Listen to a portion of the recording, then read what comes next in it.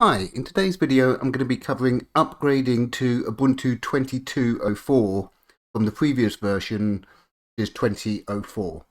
Now there's a couple of issues that I actually came across doing the upgrade and I wanted to cover those, and also I wanted to show you how to upgrade your xmonad install that I covered in a previous video on installing xmonad using stack. So the first thing is actually doing the upgrade. So before you do the upgrade, make sure you back your data up onto an external hard drive or to another computer. So if anything goes wrong, you can restore all your data. So the first thing is actually performing the upgrade. So in this little bit of code down here, what we can see is the command that we need to run to actually upgrade from 20.04 to 22.04. So what we're going to do is, first of all, after we've backed everything up, we run sudo do-release -upgrade -d --allow third party.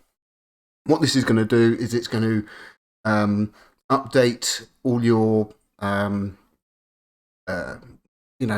applications and everything, and also update third-party things. And I think that is the things like Ubuntu restricted extras, which is the codecs packages.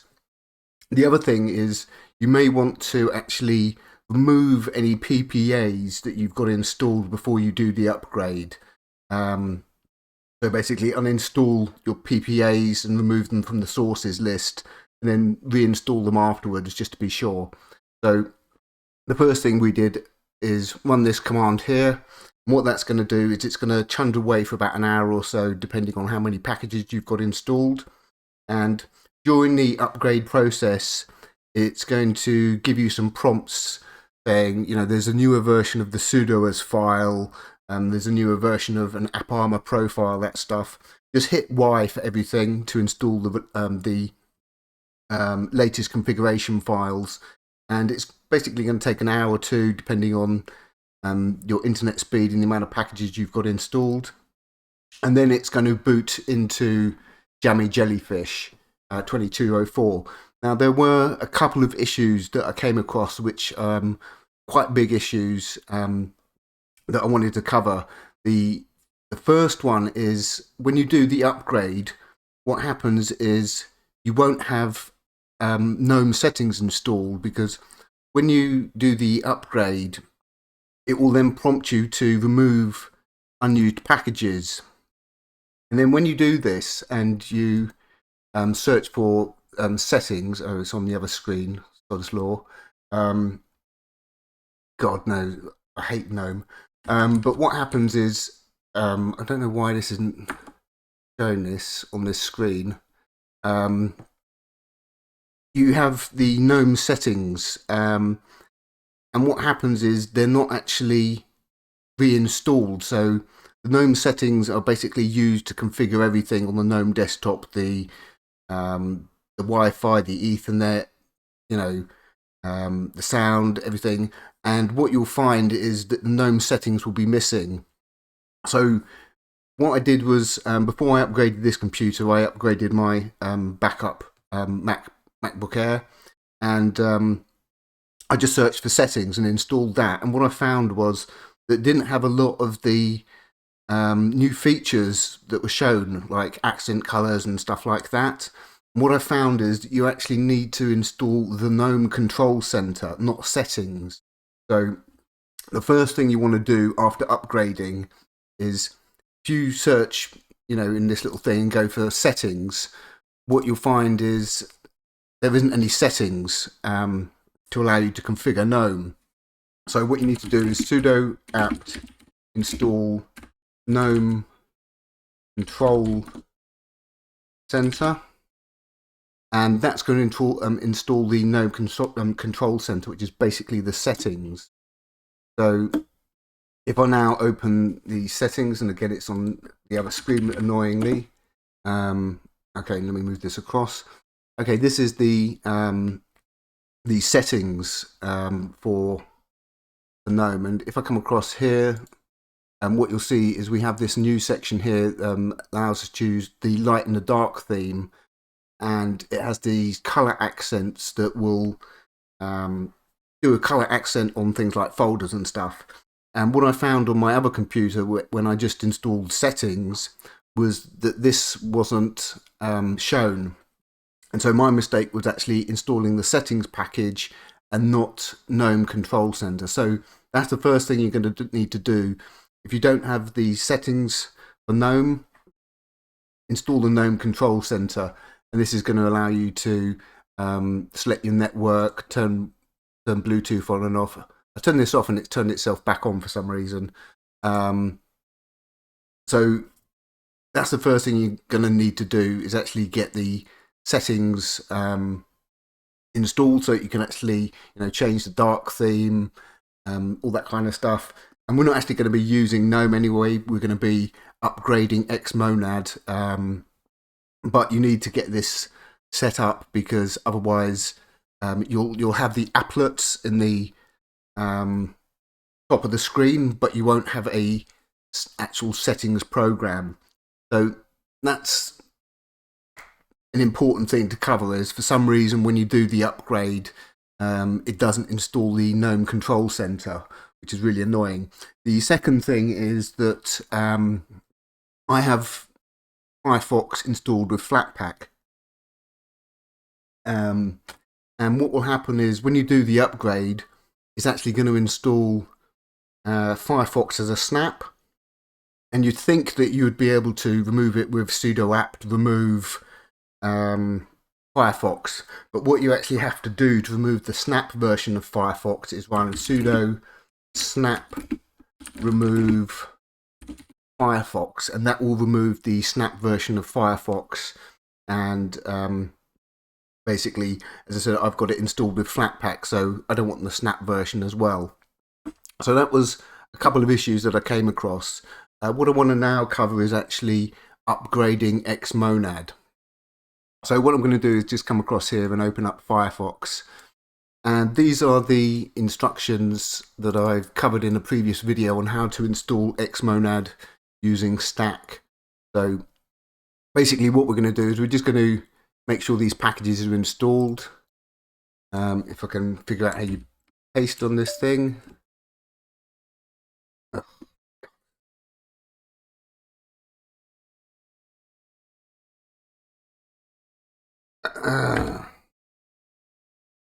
I hate GNOME. I really, really hate GNOME. So I can't even figure out what the thing is. So I'm going to type this out manually. Sudo. Right, okay. It's going to be like that. I'll open you again. Okay. Right. Sudo apt. I know I've got these installed, but I just want to cover it again. So git lib x11-dev lib xft-dev lib. I'm not going to even try and pronounce it. Any Rama dev. We got lib xranda dev x. And did I forget to do the dash there? Lib randa dash dev, and finally lib xss dev lib xss dev. And it should say I've got all these installed.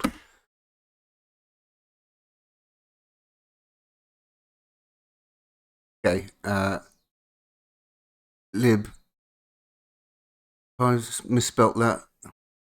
Lib xrand dev, really? Let's check that spelling again. Sod's law. Oh yeah, that's what it is. I put a dash where I didn't need to. Right, okay. Right, that's all. That's all good to go. So what we need to do is come into our xmonad, our config xmonad directory, and we just clear the screen. And what you'll see here is we've got some files. We've got a stack.yaml, a stack.yaml.lock. We've got the xmonad and xmonad git directories where we're basically downloading xmonad using git. Then we have these HIO and the HS file. The HS file is our configuration file. So what we're actually going to do is we're going to remove the YAML files and the hin.o file. So rm stack yaml.lock xmonad.hi and xmonad.o, and you'll see here we now just got xmonad, xmonad-contrib and xmonad.hs. So what we're going to do is go into the xmonad directory, and you can see this is a git directory from my prompt, and what we're going to do is run git remote v, and that will give us the name of the remote, and we're going to use that with the following commands. We're going to run git pull origin master, and that's going to pull down the latest changes. Okay, we're going to come back out and we're going to go into the xmonad contrib directory, and we're going to run the same command, git pull origin master. Okay, so we're going to come out of that directory, so we're now in the xmonad directory with the two git directories, xmonad and xmonad contrib, and our xmonad configuration file. So what we need to do is, we've done all of this before, but this is the section we need to do is move on to installing this with stack. So we just make sure we've got Haskell stack installed. Obviously we should have, but always good to double check. Haskell stack.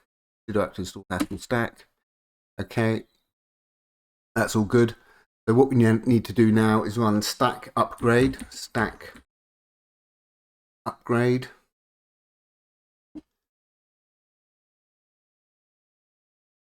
Okay, and as you can see, the previous version was 2.73, and we're now downloading 2.75 of stack.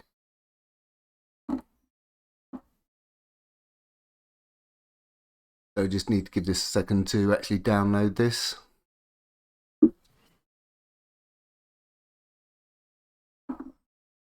Okay, so you can see it's installed the new stack executable into local bin stack.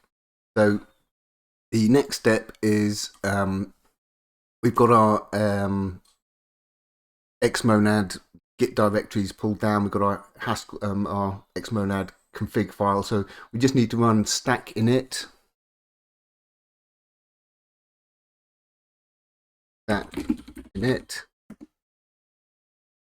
And what this is going to do is this is going to create the stack.yaml file. So we've done that, and all we need to do now is run stack install. So clear stack install, and what this is going to do is this is going to download all the Haskell packages we need to get xmonad working. So this is going to take a minute or two just to download everything, and the download time is going to depend on your xmonad configuration and how many, plugins, that sort of thing you've got installed. So first of all, what it does is it downloads GHC used to build xmonad, and once we've done this, we can then basically boot back into xmonad and everything will be working fine. Because what I found is just running the upgrade from 2004 to 2204 and then booting straight into xmonad, I couldn't get anything to work. So the reason is because you've sort of updated, all the libraries and everything on the system. So you also need to update xmonad. The other issue I came across was first time I rebooted after installing everything, I didn't have any network. The Ethernet wasn't working for some reason, so I just did another reboot, and that sort of fixed that issue. So that had me stumped for a minute or two, but thankfully just doing the reboot actually fixed that. So as I said, there's a couple of issues that I've come across. The main two were having no gnome-control-center, and also the automatic install of Firefox using Snap, which was really annoying. So, okay, this is just the dark theme for Nautilus file browser.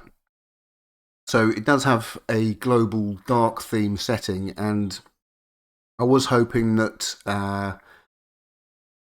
Google would pick that up, because if you go onto a Google search, what you'll find is there's a setting where it says use light or dark theme or system default. So I was thinking that it would pick up the system default dark theme, but it doesn't seem to. So as you can see here, what it's doing is it's downloading all the files for xmonad, and you can see there's 28, so it's just going to take a little while to go through and basically install the latest version of xmonad using the latest version of stack and GHC. Once this is done, you'll actually be able to boot back into xmonad, and everything should be working fine. But as I said, there were just a few sort of minor issues doing the upgrade, and my old laptop, it took about 3 hours, but on this one it took an hour or so. So it really does depend on how many packages you've got installed on your system, how long the upgrade's going to take, and also how long what your internet speed's like. So it's a good idea to make sure you're plugged into Ethernet when you do the upgrade, because you'll get faster speeds, and there's less likelihood of things going wrong. You don't want it crapping out halfway through installing stuff because your Wi-Fi is flaked out or something. So as you can see here, I've got about 304 packages that I need to install, and so it's just going to chunder away and download and get that installed. You can see these are all the xmonad packages that I've these aren't all of the xmonad packages I've got installed. These are basically downloading and building everything so that you can then enable them. So what it does is it will download everything in the contrib and the main xmonad Git repository, so that when you come to actually use them, you've got them available. Okay, so you can see that's everything done there. So what I'm going to do now is actually stop this and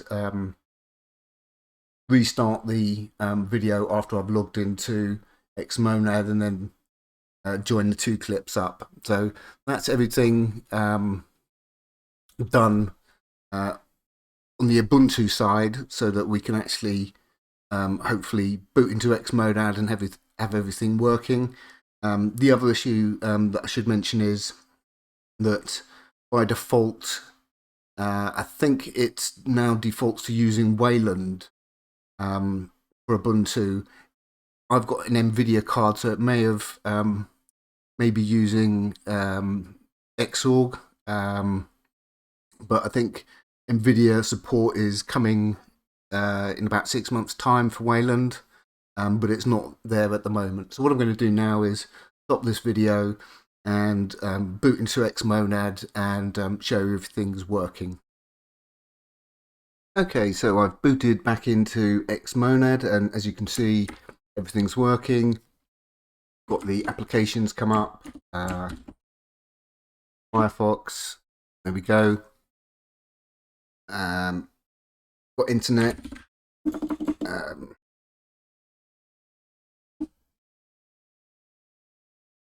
Give it a second. Okay, so there's YouTube coming up. Funny cat video, of course. So not many steps to actually go through. Doesn't take too long. It's just the actual upgrade that will take a little while.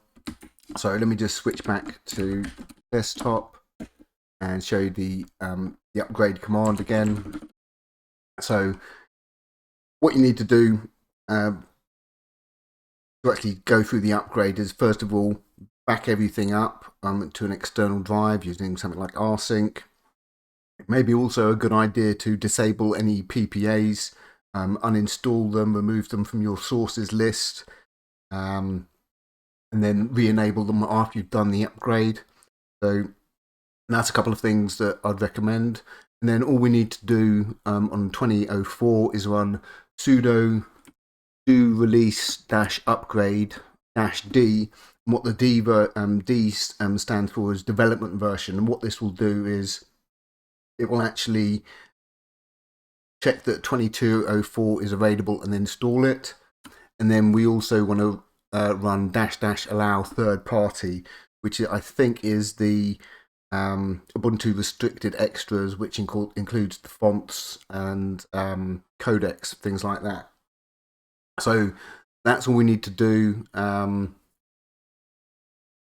2004. And again, this d version, by default, what will happen is if you just run sudo do release upgrade, it's not going to return anything. It will say there's nothing available. And the reason for that is I think that it only checks in about 6 months' time if there's a newer version available, and that's just the way it works. So to actually do the upgrade now, we need the -d flag. So we run this command, we leave it to chunder away, and when it's going through the upgrade, what it's going to do is it's going to give you some prompts to say there's a newer version of sudo as configuration file. Do you want to keep your old one or use the new one? Do you want to see the diff? Just press Y for all those prompts to get the latest configuration files for all the things that it prompts you for things like app armor, stuff like that. And it will then prompt you to, after it's download and install everything, it will prompt you to remove the old packages. So make sure to click yes there to remove all the old packages.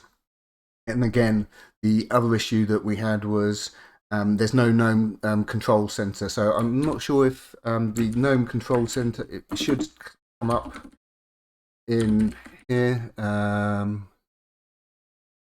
Yeah, right down at the bottom here, you can see debug settings. Okay, so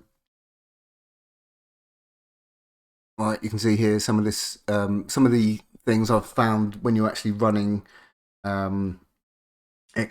Some of them don't show up, that sort of thing.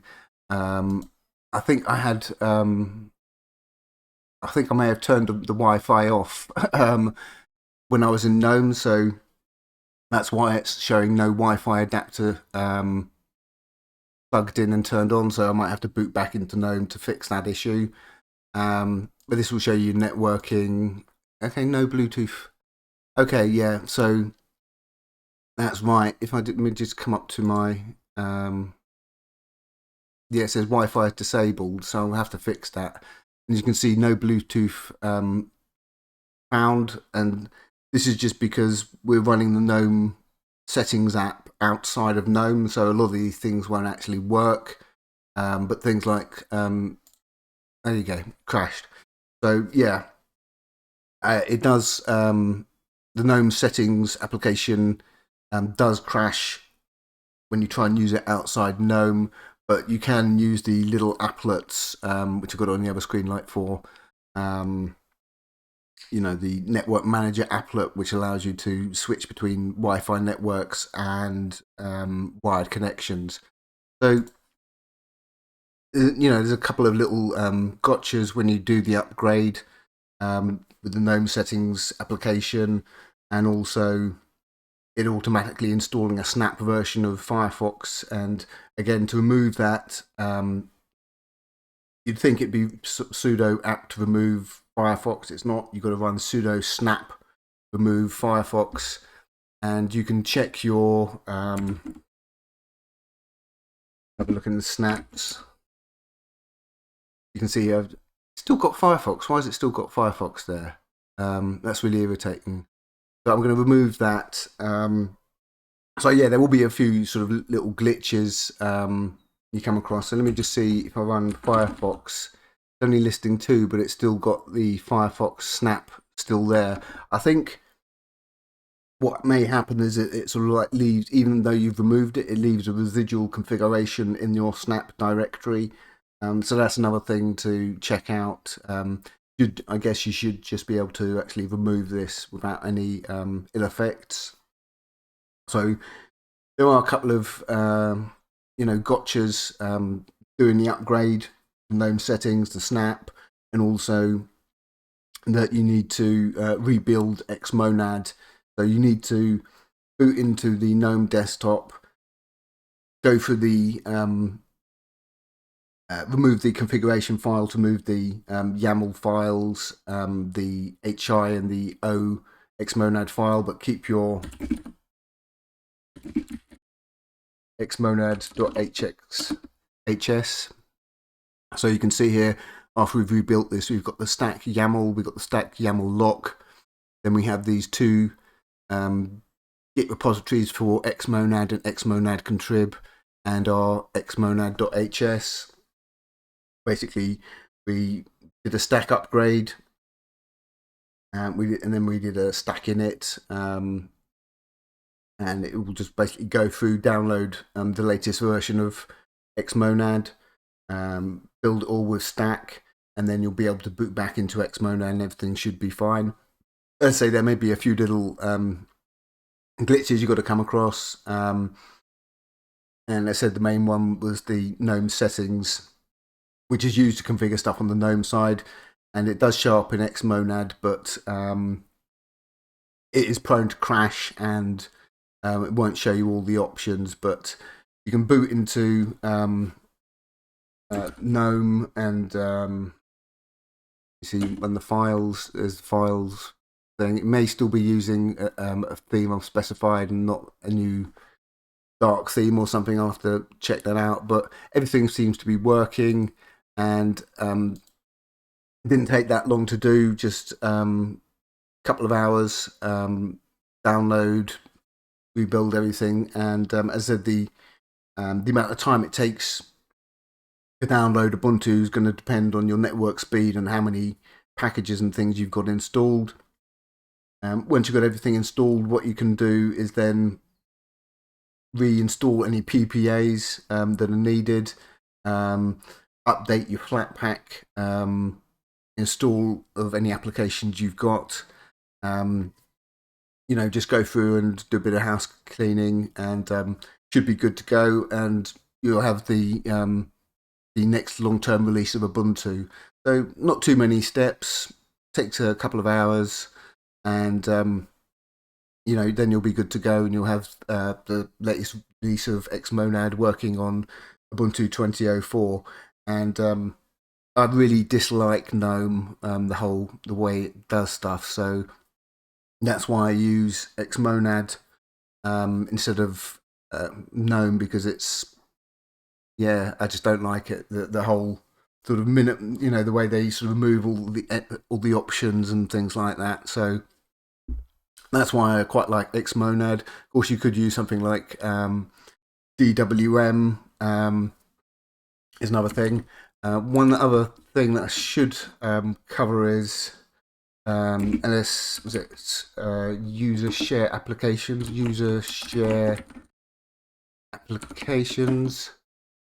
Now, where is it? There's a thing where it installs. If you've got Kodi installed, for example, what it's going to do is when you log in to your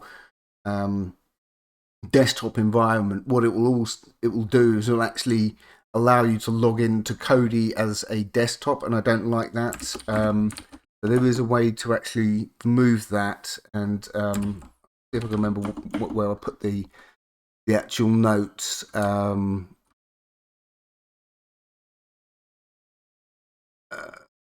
think it was somewhere. Let me just check. It was one of these X things. No, it's not the X set. Can't remember what it's called. But I'll put a link under the video. But there is a way to remove it.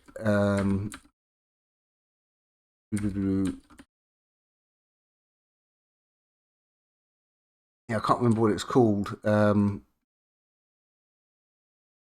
But yeah, I'll look at that again.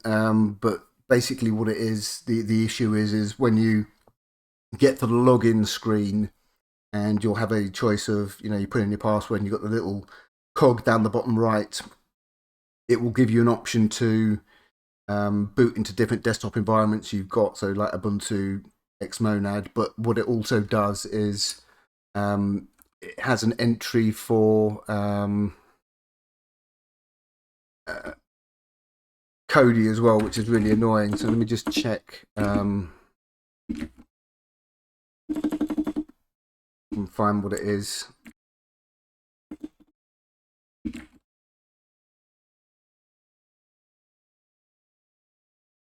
Okay, a load of stuff on Kodi. Yeah, there's something. X sessions, that's what it is. X sessions. Okay, the Kodi X sessions, I think it is. So let me just check.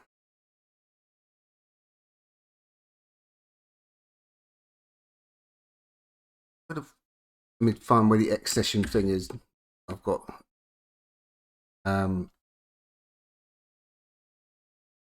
grep r X session. Yeah, Cerberus. I just can't remember what the location is. User share X sessions. Okay, cd user share X sessions. Right. Okay, there we go. So as you can see in here, what we've got is Ubuntu Xorg desktop, Ubuntu desktop, and xmonad desktop, as well as Kodi. So when I boot into put in my password and everything, it only actually gives me options for Ubuntu and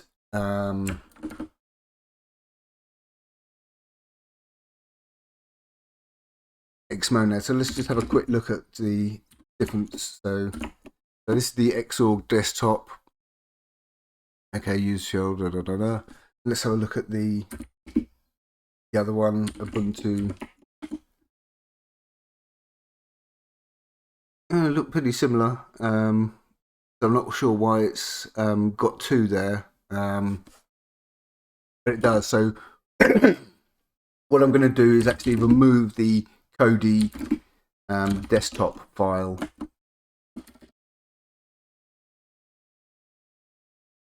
And basically what that does is that removes it from the list of desktops that you can actually log into, because it'd be really annoying to accidentally choose to boot into Kodi as a full desktop environment by mistake. So that's why I remove that, because it's just a bit of clutter that I don't want, and I don't want to accidentally select Kodi. So that was just another little tip. You need to go to user share X sessions, and this is where you can add in your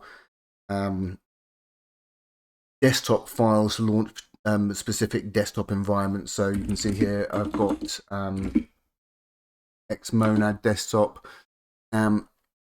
I covered this in the previous video with xmonad, is that what you can do to increase the startup time of xmonad is, by default, what xmonad does is it creates a cached binary of xmonad that you can use to launch xmonad from your login manager. And you can see here the path is home, my username cache xmonad dash x86_64 Linux.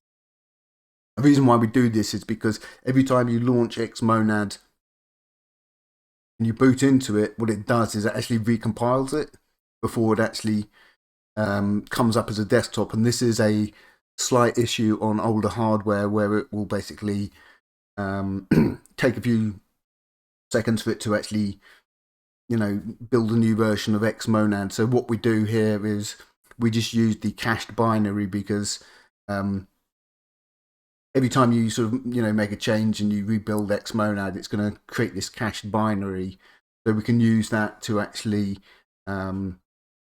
boot into xmonad a bit quicker. So that's the xsession file for xmonad that I covered in a previous video, and also removing entries for things you don't want, like Kodi. But there's a few little gotchas that I've come across, but hopefully this video's sort of covered most of the issues that you're going to come across. Said for the last time, the main one is the settings. So the when you upgrade, you'll have no GNOME settings application, and you would think it would be okay. Let me just see if it's coming up here.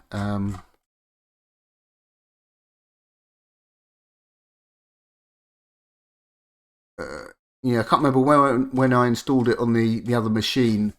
I just installed something called settings. When I did a search for settings, it's sort of prompted. It was actually from the GNOME store. That's what it was. It wasn't actually showing up in the apt. So what happened was I did a search for settings when I was booted into GNOME, and nothing came up, and it suggested, okay, here's the settings app.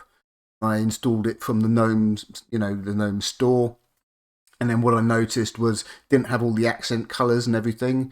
So what you need to do again is you need to run sudo apt install gnome-control-center.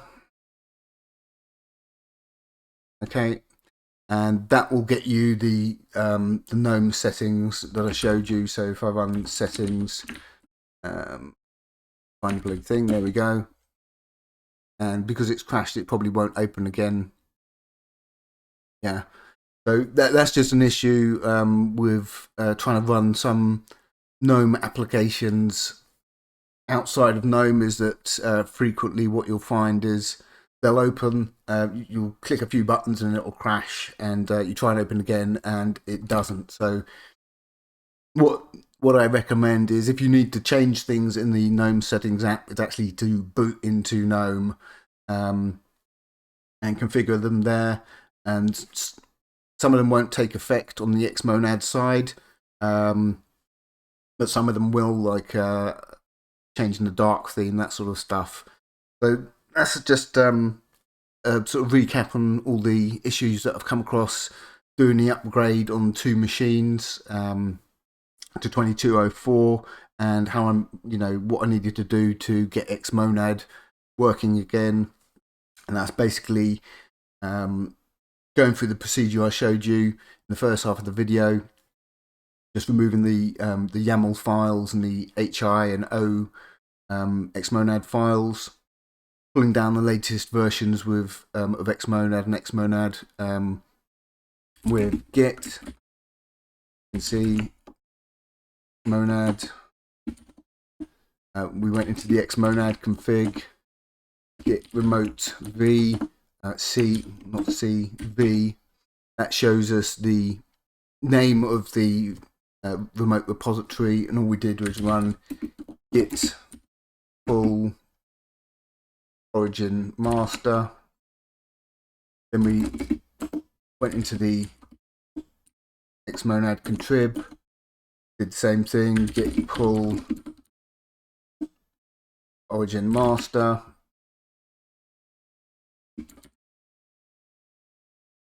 And we went through, we removed the stat YAML lock, and we had an HI, an xmonad.o and an HI file here, and we removed those. We we installed the latest version of Stack. We did a stack init, or whatever it was, and that basically downloaded the latest version of xmonad. Once we did that, we could boot out of GNOME back into xmonad and have everything working. Again, there may be a few little things you need to tidy up, but I think I've covered all the little glitches that I've come across. But if I come across any more playing around with this, then I'll post another video, hopefully with a fix on any of the issues that pop up. So that's all for now. So that's how you can upgrade from Ubuntu 20.04 to 22.04, and again, it doesn't take that long. On one machine, it actually took, on my older machine, it actually took about 3 or 4 hours, but I think I may have had, I think the reason for that was because I had a lot of Text Live packages for LaTeX installed, and that took hours to download the those packages, but the actual sort of pretty much base version of Ubuntu should take about an hour or so to download. And again, it will offer you some prompts during the upgrade process, like do you want to restart services automatically? Select yes. Then it's going to prompt you, there's a new configuration file for sudoers, for AppArmor. Just click yes for all of those, and you should be good to go. They said one issue that I did come across was when I first booted in, I didn't have any Ethernet working, so I booted up, rebooted, and that seemed to fix the issue.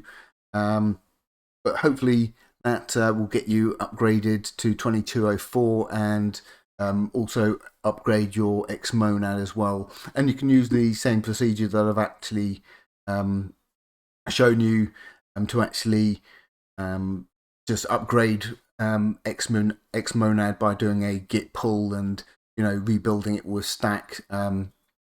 Get any bug fixes that have been pushed to the xmonad and xmonad contrib repositories. And that's all for now, and I'll put links to all this stuff under the video.